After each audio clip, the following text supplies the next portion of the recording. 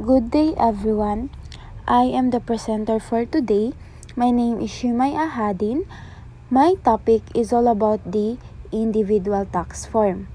Before we proceed to our topic, I would like to differentiate the individual tax form and individual tax return because when I was searching sa individual tax form, yung lumalabas is the individual tax return. So, I think yung dalawang ito is may relate to each other. These are the differentiate of the two. When we say individual tax form refers to the document that individuals use to provide information about their income, deductions, credit, and other relevant financial details to the tax authorities. So when we say also while on the other hand, when we say the individual tax return, refers to the entire process of filing taxes, including submitting the completed tax form to the tax authorities. Dito is completed na siya, while the individual tax is yung mga individuals used to nagpo-provide ng information about their income, yung mga deduction nila, yung mga credit, and mga other relevant financial details sa mga tax authorities. While the individual tax return, ito yung mga taxes, including submitting the completed tax form to the tax authorities. Let's move on that. Let's focus on my topic about the individual tax form. Yung kanina, yung diniscuss ko is yung pinagkaiba lang nila kasi while searching, yun yung lumalabas is individual tax return. At least, you have an idea about the differentiate of individual tax form and individual tax return. When we say individual tax form, in an individual tax form is a document that individuals use to report their income, deductions, and other relevant financial information to tax authorities. This form of individual tax form serves as the basis for calculating the amount of income tax owed to the government, or in some cases, the refund a taxpayer may be eligible to receive. Ito yung mga taxpayer wherein maybe karapat-dapat na makareceive. Let's proceed to the key components of individual tax form. Typically include, the first is the personal information. These include the taxpayer name, address, social security number, or equivalent identification number, at saka yung pagbubuo ng status or the filing status.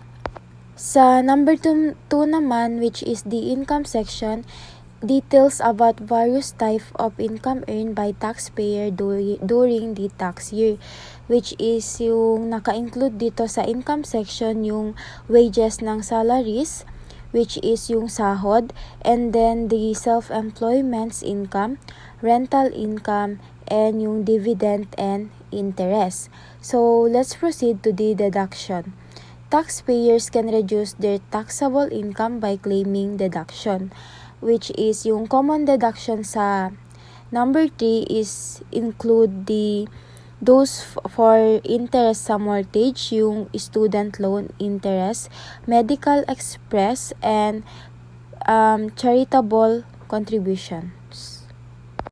Let's proceed to the tax credits, which is the number 4. Tax credits directly reduce the amount of tax owed common credits. Sa tax credit naman, nag-i-include dito yung mga child tax credit, yung mga extra income tax credit, and etc. And yung nakasama dito sa tax credit is the education credits. Let's proceed to the number 5, which is the taxable income.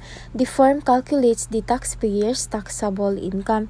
In this taxable income, sinasubtract nila yung allowance, deductions, and exemptions from their total income. Yun na nga, sinasubtract nila. So, the number 6 is the tax calculation. The tax firm then applies the appropriate tax rates to the taxable income to determine the total tax liability. Ito na nga.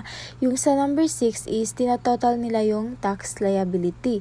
Sa number 7 naman is the payments and credits.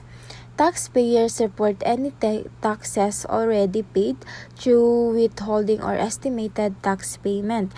Yung credit are subtracted from the total tax liability to arrive at the final amount owed or refunded dito sa payment and credits. Sa number 8 naman is signature and date, the last one.